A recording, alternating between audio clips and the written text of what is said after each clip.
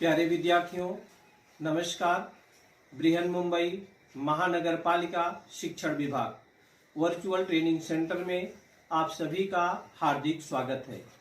आपका वर्चुअल मार्गदर्शक जयप्रकाश आर मिश्रा। चलिए हम सीखने के लिए तैयार हो जाते हैं।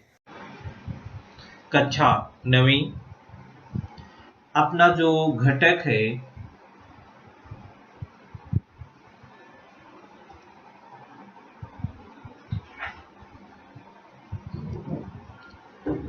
साइंस एंड टेक्नोलॉजी में वह है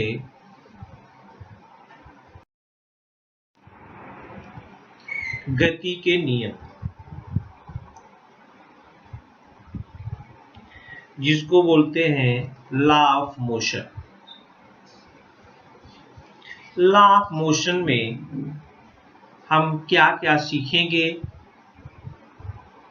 एक नजर उस पर डाल लेते हैं। इस पाठ में हम गति के बारे में सीखेंगे,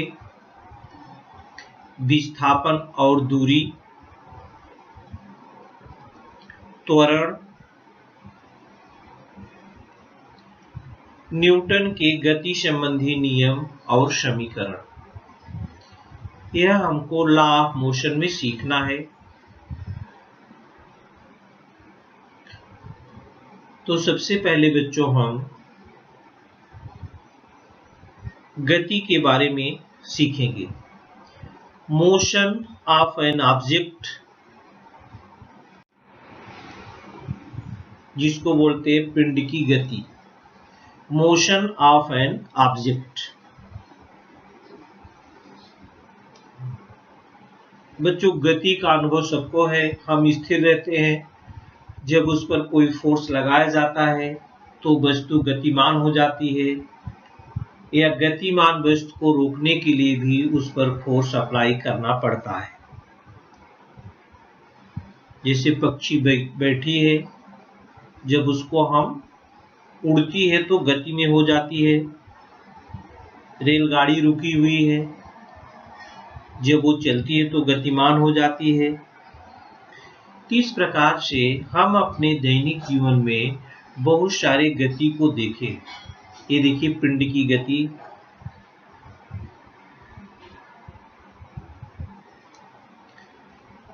इस प्रकार से बहुत सारे ऑब्जेक्ट हैं जिसकी गति हम आपको दिखा रहे हैं। ये देखिए तमाम प्रकार के विविध प्रकार के पिंड हैं जो गतिमान है। जो क्या है बच्चों? गतिमान है।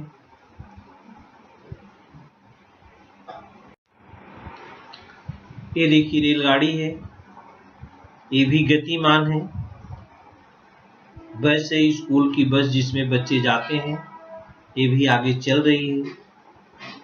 ये सब मोशन ऑफ एन ऑब्जेक्ट के उदाहरण है।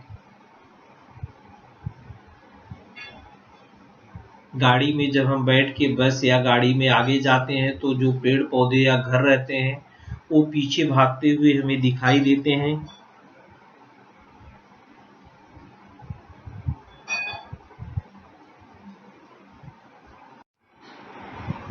तो बच्चों, गति क्या है? किसी निश्चित समय में एक स्थान से किसी दूसरे स्थान तक होने वाले विस्थापन को उस पिंड की गति कहते हैं।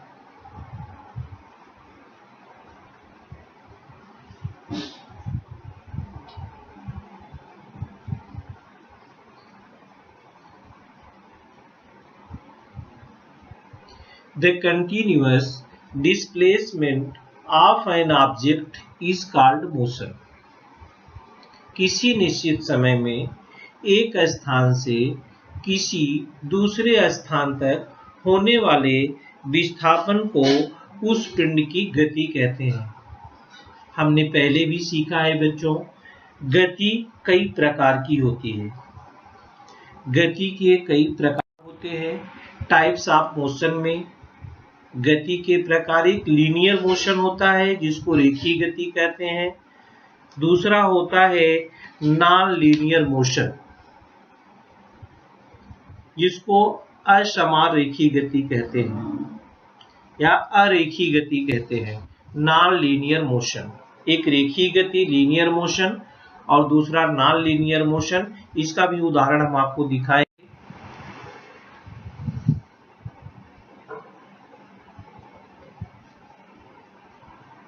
टाइप्स ऑफ मोशन में ये है लीनियर मोशन।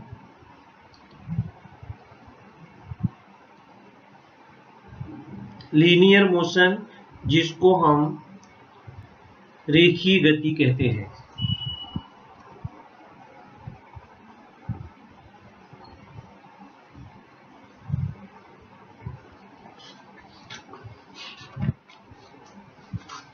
यदि लीनियर मोशन क्या है बच्चों? यदि प्रत्येक इकाई समय में पिंड द्वारा तय की गई दूरी निरंतर समान हो तो पिंड की गति को एक समान रेखीय गति या लीनियर मोशन कहते हैं। A train or a moving vehicle on a road may travel in a straight line or in the same direction. This motion of an object is called linear motion.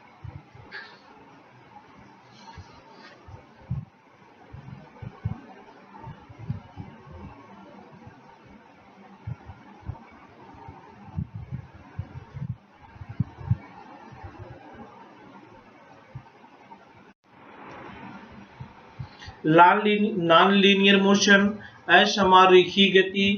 यदि प्रत्येक इकाई समय में पिंड द्वारा तय की गई दूरी सतत परिवर्तित होती है तो पिंड की गति को असमान रेखीय गति कहते हैं।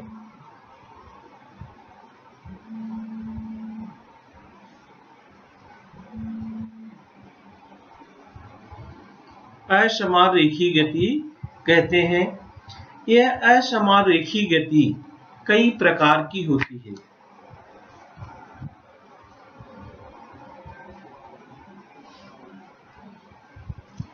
जैसे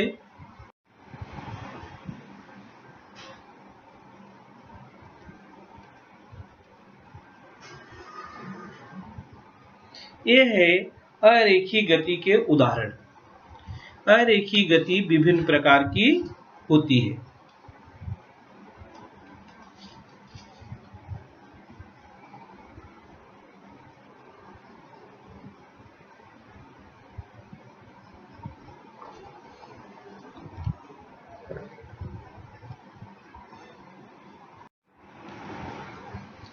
आगे है विस्थापन और दूरी, डिस्प्लेसमेंट एंड डिस्टेंस।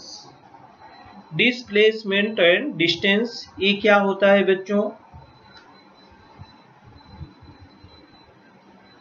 डिस्प्लेसमेंट और डिस्टेंस हम एक उदाहरण के द्वारा आपको समझाएंगे। ये देखिए, ये चित्र है।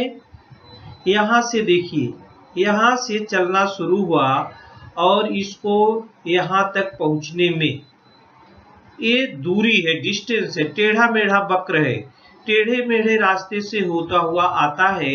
ये जो किसी के भी द्वारा तय की गई, ये इसको कहते हैं दूरी, पाथ टेकन। लेकिन ये बिंदु टी है, ये भी बिंदु टी है। ये दोनों बिंदु समझो ए है, यहाँ पर बी है। इन दोनों को मिला देने से जो शार्टेस्ट दूरी होती है वो होता है विस्थापन। इसको कहते हैं विस्थापन और ए वाले भाग को कहते हैं डिस्टेंस। ये वाले भाग को क्या कहते हैं? डिस्टेंस कहते हैं।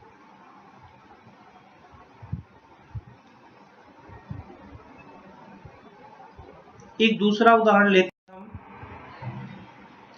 देखिए, ये स्टेशन ए है। स्टेशन ए से स्टेशन बी पर पहुंचना है। स्टेशन ए से स्टेशन बी पर पहुंचना है। इसका जो पाथ है, यहां से यहां आएंगे, फिर यहां से यहां, ये रेलवे ट्रैक है, फिर यहां से होते स्टेशन बी पर पहुंचेंगे। इसके द्वारा कितनी दूरी तय की गई है?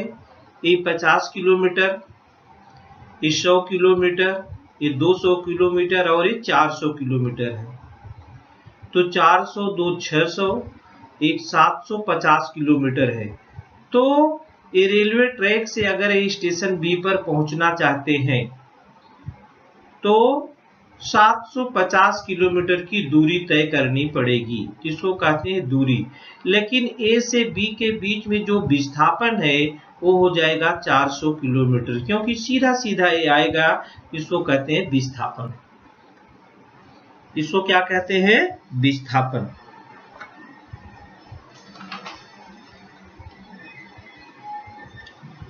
दूरी का अर्थ दो बिंदुओं के बीच गतिशील रहने पर पिंड द्वारा प्रत्यक्ष रूप से तय किया गया पथ। और विस्थापन का अर्थ होता है बच्चों गतिशीलता के प्रारंभ और अंतिम बिंदु के बीच सबसे कम दूरी, इसको कहते हैं विस्थापन।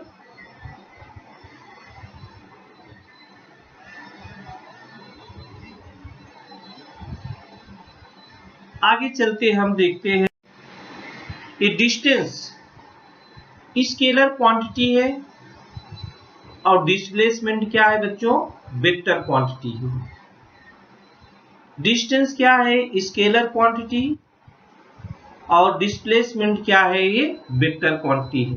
यहाँ पर देखिए डिस्प्लेसमेंट ए से बी तक, इसको बोलते हैं डिस्प्लेसमेंट। और ए से जो इधर से इधर होते हुए कर्व पाथ से यहाँ पर बी पर पहुंचता, इसको बोलते हैं दूरी। तो दूरी कौन सी राशि है? दूरी स्केलर क्वांटिटी है। और डिस्प्लेसमेंट क्या है? ये है वेक्टर क्वांटिटी। आगे हम आपको स्केलर और वेक्टर कैसे पहचानेंगे उसके बारे में भी बताएंगे। चाल और वेग, speed and velocity. Speed and velocity.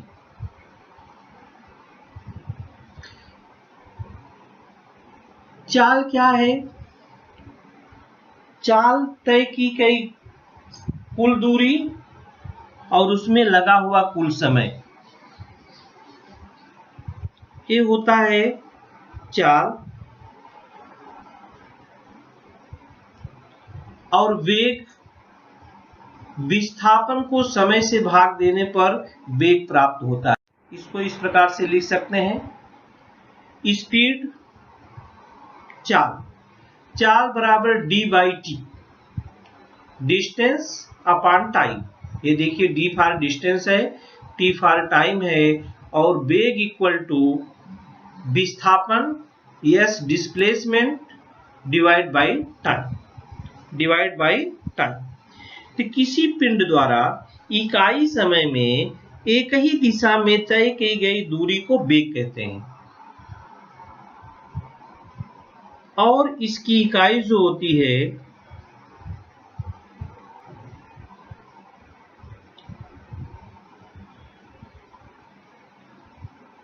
Metre प्रति सेकंड कह लीजिए।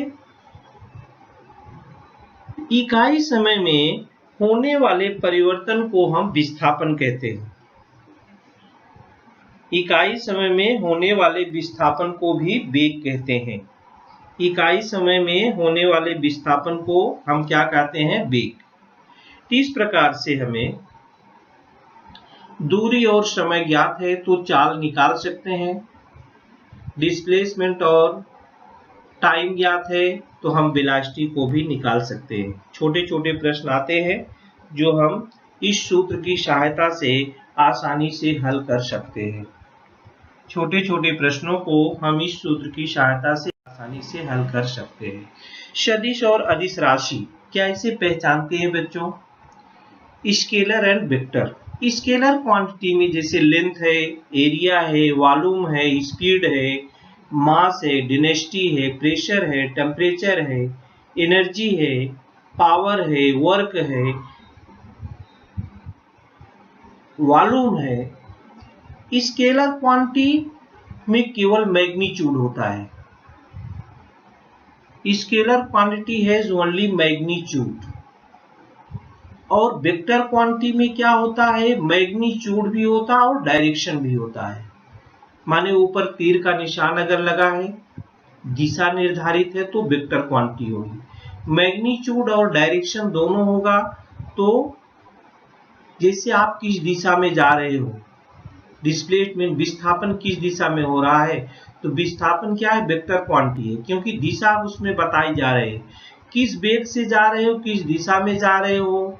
एक्सीलरेशन जो त्वरण होता है, momentum, force, lift, drag, thrust, weight, ये सब क्या है, वेलोसिटी, ये सब क्या है, वेक्टर क्वांटिटी है। तो बच्चों जो पहचानते हैं कि सदिश और अदिश स्केलर और वेक्टर राशि हम कैसे पहचानेंगे, जिसमें केवल मैग्नीट्यूड होता है उसको हम स्केलर क्वांटिटी कहते हैं, जिसमें मैग्नीट्यूड और डायरेक्शन दोनों होता है उसको हम वेक्टर क्वांटिटी कहते हैं। इस प्रकार से हम आसानी से सदिश और अदिश राशि को पहचान सकते हैं।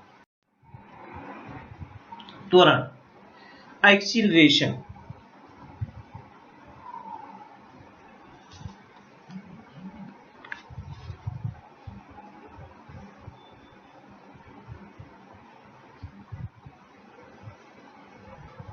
बच्चों किसी वस्तु का प्रारंभिक वेग कितना है और अंतिम वेग कितना है, इसका जो डिफरेंस होता है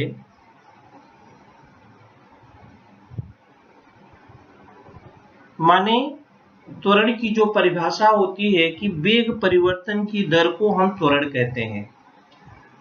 acceleration equal to change in velocity divide by time taken. Acceleration final velocity minus initial velocity बटे टाइम टेकन। अगर एक्सीलरेशन को हम इसे निर्धारित करते हैं, अंतिम वेग को v से और इनिशियल वेग को v से divide by time, a equal to v ऋण u बाई टी, या a t बराबर v ऋण u या v बराबर u प्लस a t। तो बच्चों इस प्रकार से जो गति संबंधी नियम होते हैं, गति संबंधी नियम वो समीकरण है, 3 समीकरण होते हैं गति संबंधी। इस पर से बहुत सारे सवाल भी पूछे जाते हैं। तो गति संबंधी समीकरण आप याद कर लो, v बराबर u plus A T, s बराबर u t plus half A T का स्क्वायर, और v स्क्वायर बराबर u स्क्वायर प्लस 2as। तो बच्चों ये सब हम लोगों ने गति के संबंध के बारे में सीखा। आगे वीडियो में हम मिलेंगे तो न्यूटन के गति के नियम के बारे में हम आप लोगों से चर्चा करेंगे। प्यारे विद्यार्थियों, आज के लिए इतना ही। Thank you. प्यारे विद्यार्थियों, हमने जो आज सीखा, हमें पूर्ण विश्वास है आप उसको अच्छी तरह से सीख चुके हैं और उसका आप अच्छी तरह से अभ्यास भी करेंगे। आज के लिए इतना ही। धन्यवाद।